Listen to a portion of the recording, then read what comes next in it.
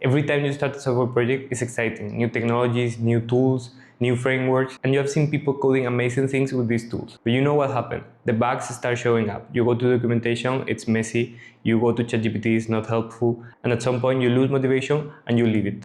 I know that feeling. And the good news is that there is a way to get out of there. You check out my GitHub, you will see that there are a lot of projects that I worked during a month and then I left them. I also started a software development company right after university that didn't go well. But after all these failures, I found out how to channel my ambition, and in 2-3 months after closing my company, I got a job in an aerospace startup with a 6-figure salary at the age of 24. I'm gonna give you 5 advices that will evaporate your inconsistency and that will allow you to have a career that fulfills your ambition. My first advice is don't follow your passion. Passion is a terrible North Star. The reason is that passion is narrow. No one's passion is coding. Even if you say that your passion is coding, coding is a lot of activities. It's reviewing pull requests that you don't want to review. It's coding a lot of unit tests. You can be passionate about coding something that you really like. If you are a backend engineer, you maybe like to have a backend with different codes, different hooks. If you're a data engineer, maybe you like to code your data pipelines in a good way, everything automated with hooks. You get the point, right? You're passionate about something in a project and you will never be passionate about everything. So when you choose a project, never follow your passions. Instead, follow money. I know this is right the opposite advice that everyone is giving, but if instead of choosing some technology that you want to learn by yourself, you find a job that can teach you some skills, some technology, and you can be there for 2-3 years, it's much more likely for you to succeed. And actually, success is what builds passion, not the other way around. I'm not telling you to follow money as your only goal in life. For sure, choose something that you don't hate. But it's just that, don't hate it. If you don't hate it and it's very profitable, you will start getting these little gains that together with money will give you the motivation that you need to continue. And that consistency is the key of your success. By the way, if you're a software engineer working on a job where you feel you cannot learn anything new, I recommend you to switch jobs. I help software engineers to switch jobs and add $30,000 to their salary in just 3 months. If you want to work with me, check out the link in the description. Now that I've told you the general strategy, let's go with some tactics, some actions that you can take in your day-to-day to be more consistent. My second advice is to end the day with a victory. It depends on the project, but the idea is each day that you are working on your project, when you finish that day, you have to finish with a victory, something that went well. Whatever thing in life that matters, it's hard to get. And the only way to succeed is to keep pushing. But to keep pushing, you have to feel like pushing. Let's say that you stop working on that project at 6, every day at 6. So if you are in troubles, you are fighting some hard problem, and by 5:30, 5:40, you find out something that can work, something that is starting to work, whatever. Okay, you have a good idea, you have a path, okay? Take a note of that path, but don't try that day, because the most likely thing to happen is that it's not going to work. But right now you are happy, you are very happy because you have a feeling that that thing can work. So stop there and go home. And next day you come back and now you try. If it works, great. You have a whole day to fix it. You may think that it's the same thing as trying now, see if there is a problem, and then continue tomorrow. But if there is a problem, you go home, and at home with your family, your friends, your girlfriend, whoever you meet after, you are thinking on that thing. Then you go to bed and you don't sleep well because you are thinking on that problem. You come the next day and you come with low energy because no one wants to work on something that has not been working for weeks. However, if you follow my advice, every day you will come and you will remember that the last day, you had an idea and you come happy and you find problems, but you are with high energy and you spend all your energy fighting that problem. The idea is that you end every day with something that makes you feel good. Every bug, every challenge can be sorted out if you have enough consistency. And having enough consistency is not a thing of willpower. It's a thing of understanding your psychology and understanding that you are not a robot, you're a human, and treat yourself like a human. This connects with my third advice, which is whenever you start a new project, try that the new things are not more than the 30% of the project. The way that humans learn is that you connect things that you already know with new things that appear, and you create new mental schemes. If you start from scratch on a field where you have no idea of anything, and even more important, if you have no one to guide you, the effort that your brain has to make to rewire is so hard that you will prefer to leave the project.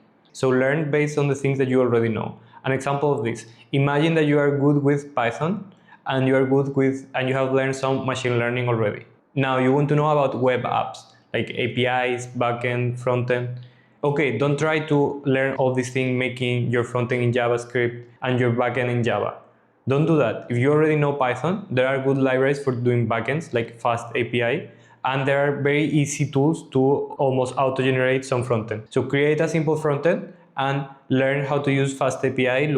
Look for some tutorial on YouTube, and there you have a good project where you are learning the basics on how to create a backend. And then once that you master this Fast API, you can choose another technology. This is an example, but it illustrates what I mean. Always base your learning on something that you already know.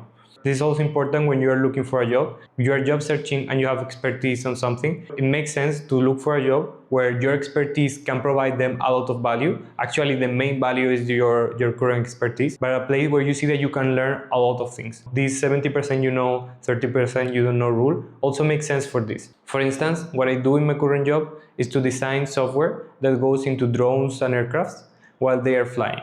When I got this job, I had no experience in aerospace before, but I had good experience in software development, and I was a mathematician and I understood very well physics. So you see, I had this 70% for this job, but not a part. I didn't know how to control an aircraft. I had never worked with simulations. So after 2 years working in this industry, I've got a lot more of experience that will give me much more money than if I would have done a job in data engineering, which was my specialty before working here. Also, in this 30% of things that you don't know and you are new to, you have to understand that it's impossible to do new things perfect the first time. And that's my fourth advice. Done is better than perfect. Again, this is something superhuman. You imagine your project and you see everything perfect. Every module communicating with every other module in a perfect harmony. But that's not the reality, especially if you're doing something from scratch without a lot of experience, with limited budget and limited time. Make things work first, and then you improve. Let's go back to the example of making a web app. A web app has 3 parts: a frontend, a backend, and API. If that's your project, you can work very hard on making the frontend or making the API or making the backend, but you're going to find issues that you didn't expect. And you can keep working for 3 months on the backend and then going to the frontend and find out that you did something wrong in the backend. Your North Star should be to make something that runs, something that works, and then you improve the quality. What is the quality of the code that you need will come from the product itself.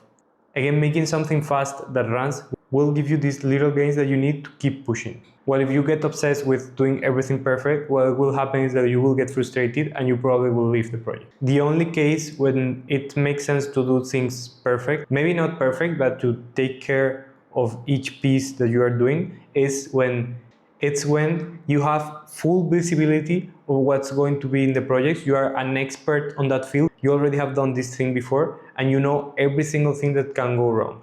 This project exists, but it's not very common. It's like 5% of the project that you're going to work in. If you're working on something very experimental, very business oriented, you want something fast to continue working, making things perfect is a really bad idea. Having something perfect and maintaining something to stay perfect, it's almost impossible. Now, even if you follow all the advices that I've given you already, there will be things that won't go well. You will find out problems that you don't have enough expertise to solve. And that's why you have to surround yourself with people that are better than you. That's my last advice. The only way humans learn is doing and getting feedback. Both parts are important. You have to do. It's not enough to just read a book or watch a video on YouTube. You have to do, you have to expose yourself to a problem and to have hard times with that. And at some point you will get stuck. And having experts around when you get stuck is great, because you can go to them, show them a problem that they have spent a lot of hours and days and months trying to solve, and telling you how to fix it.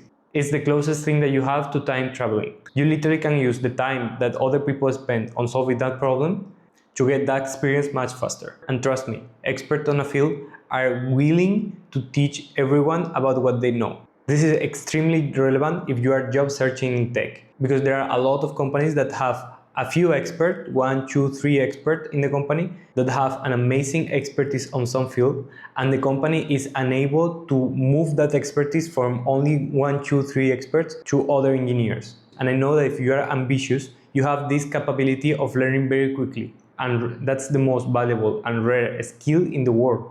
That's the kind of person that I help, because if I see that you have that skill, you only have to change a few things in the way you are job searching, where you will learn skills that will make you even more valuable. I help software engineers to switch jobs and add $30,000 to their annual salary in just 3 months.